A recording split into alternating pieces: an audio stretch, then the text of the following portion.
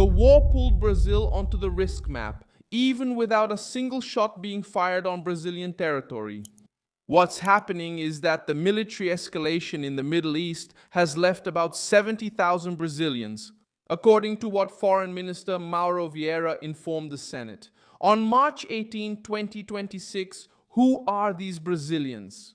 They are workers, students, entire families, professionals from the oil, trade, aviation, services, and tourism sectors, as well as people who were just passing through when the war broke out. The largest groups, according to the Ministry of Foreign Affairs, are in Lebanon, the United Arab Emirates, and Israel. This shows why the crisis is no longer just international news and has become a real problem for Brazil. It's not just about distant geopolitics. It's about Brazilians living, working, and trying to leave a region that entered a state of maximum tension. This became a real concern for Brasilia. Since the escalation of hostilities on February 28, 2026, when the Ministry of Foreign Affairs began to strengthen alerts, track communities, advise on travel, and try to establish safe routes.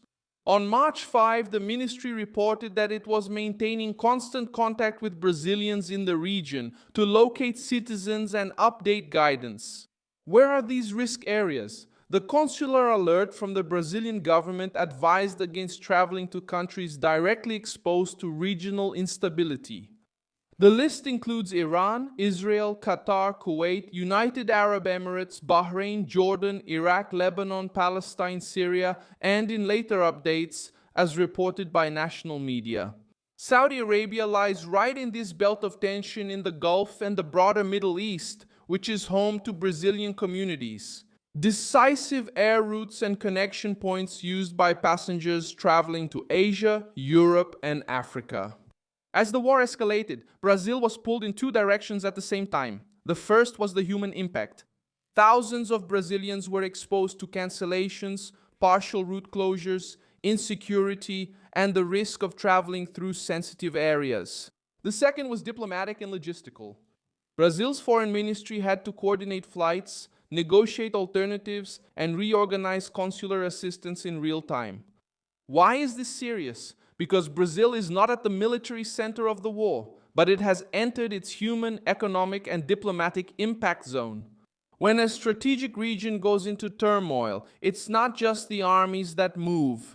Planes stop operating normally, ports come under pressure, insurance gets more expensive, trade routes change, and governments have to rush to protect their citizens. The fact that there were 8,000 Brazilians in transit at the start of the crisis makes this brutally clear. A lot of people got caught in the middle of the system, not living there, but depending exactly on that air and sea network. The strongest point of this story is that it dismantles the idea that distant wars remain distant. They didn't. The conflict knocked on Brazil's door through consulates, passenger lists, anguished families, and evacuation operations.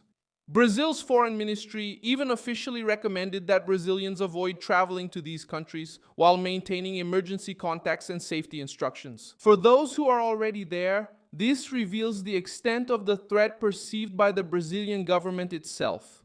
There is also an important political effect when the foreign minister mentions 70,000 Brazilians in the affected area. He is saying in practice that the war has created a direct responsibility for the Brazilian state. Brasilia now has to take action not just through diplomacy, but with operational measures as well. It's the difference between commenting on a conflict and managing its consequences. And that's exactly what happened in the last few weeks. In the end, the title makes sense because it sums up a hard fact: the war pulled Brazil not onto the battlefield, but into the impact zone of its consequences.